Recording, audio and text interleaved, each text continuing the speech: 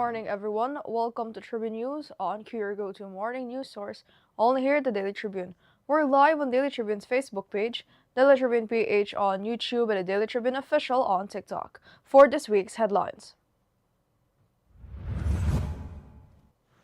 The Ombudsman flagged Senator Loren Legarda's repeated medical leave and Batangas Representative Leandro Leviste's extended overseas travel as suspicious, amid an ongoing plunder and graft investigation involving the two lawmakers. Malacanang defended the Marcos administration's transparency on presidential foreign trips and travel expenses. Malacanang rejected concerns that the proposed 3.6 billion peso evacuation center fund could become an election or campaign budget, saying President Marcos would not allow funds to be used for ghost projects. Vice President Sara Duterte's legal team plans to seek the consolidation of two perjury complaints against Ramil Madriaga. Health officials in Central Visayas are urging parents to rely on medical professionals as misinformation hampers the measles rubella vaccination campaign. More than 5,000 Ebola cases have been recorded in the Democratic Republic of Congo, making it the country's largest and deadliest outbreak on record, with more than 2,300 deaths reported. Agricultural losses from recent storms and the enhanced southwest monsoon have reached 1.73 billion pesos, affecting more than 50,000 farmers. Former soldier Orly Guteza has recanted his earlier testimony that he delivered cash-filled suitcases to former House Speaker Martin Romualdez, claiming the allegations were fabricated. Ernest John Obiena finished 6th in the Lausanne after clearing 5.81 meters in the Diamond League pole vault competition. Pac Wang and Ruby Ruiz shared the Best Performance of a Leading Actress award at the 22nd Cinemalaya Philippine Independent Film Festival for their performances in Two Valid IDs and Status Rejected, respectively.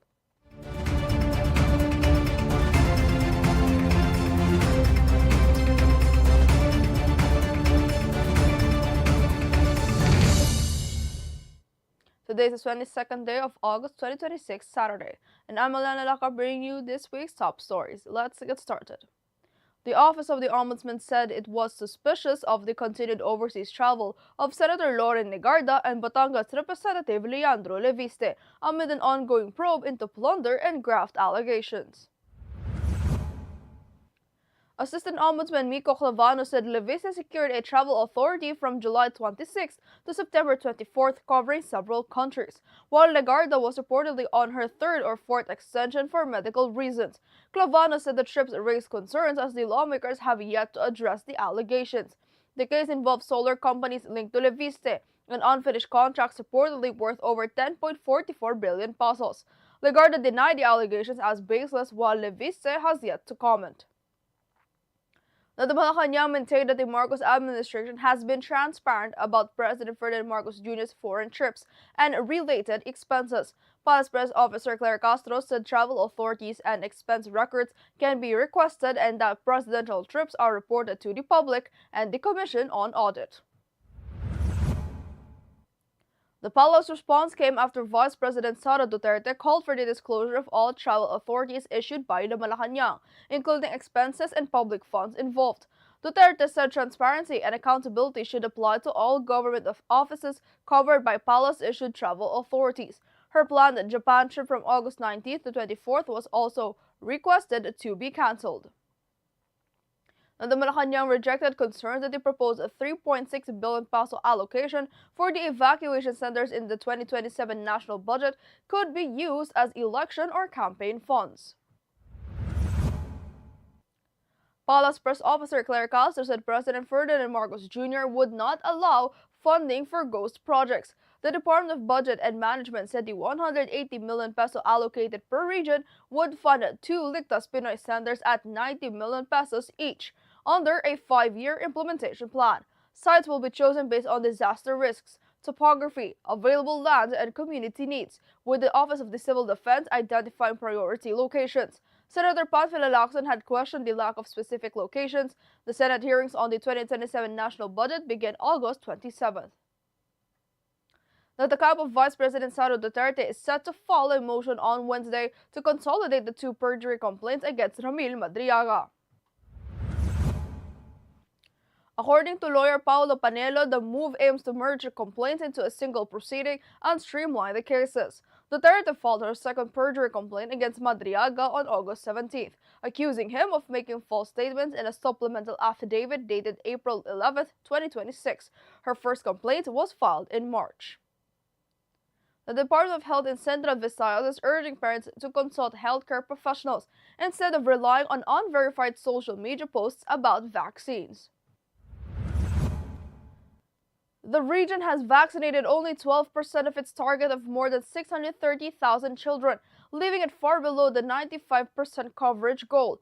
DOH officials said some parents have refused vaccination after seeing alarming or misleading claims on Facebook and other social media platforms. They encourage parents with concerns to consult doctors, nurses, and midwives at local health centers. The supplement immunization campaign runs until August 28th, while routine childhood vaccination will remain available at public health centers. Now, more than 5,000 Ebola cases have been recorded in the Democratic Republic of Congo, making it the worst outbreak in history, according to the Africa CDC. Declared on May 15th, the outbreak has caused 2,378 deaths among 5,021 confirmed cases, surpassing the 2018 to 2020 outbreak that killed 2,299 people. Cases are concentrated in northern and eastern regions, where weak infrastructure and armed conflict are complicating the response. WHO Chief Tedros Adhanom Ghebreyesus warned that the epidemic remains far from under control. Community mistrust has also hindered efforts, including refusals to undergo testing. The outbreak involves the Bundiego virus strain for which no approved vaccine or specific treatment currently exists, although clinical trials are underway. Now, agricultural losses from the enhanced southwest monsoon and tropical cyclones Luis, Maymay, and Neneng have reached 1.73 billion pesos, according to the Department of Agriculture. More than 50,000 farmers were affected, with around 40,954 hectares of agricultural land damaged and 43,220 metric tons of production losses recorded. Rice, corn, cassava, high-value crops, fisheries, livestock, and poultry were among those affected, along with agricultural infrastructure and equipment. The DA said damage assessments are still ongoing across 7 regions and are expected to increase. Meanwhile, 210.93 million pesos worth of agricultural inputs has been made available, while the Philippine Crop Insurance Corporation has prepared 35.67 million pesos in indemnification for affected insured farmers and fisherfolk. The former Philippine Marine Sergeant Orly Guteza has executed a new affidavit, recanting his earlier testimony that he delivered suitcases allegedly containing cash to the residence of former House Speaker Martin Romualdez. Guteza, a former security aide and consultant to ex-Ako Bicol Representative Saldico, made the allegations during a September 2025 Senate Blue Ribbon Committee hearing on the flood control controversy. In his new affidavit, Guteza claims Senator Rodante Marcoleta and former Representative Mike Defensor arranged his Senate appearance and allegedly offered money and scholarship for his children in exchange for his testimony. He also said he was instructed to read a prepared affidavit. Romualdez and co. have denied the allegations.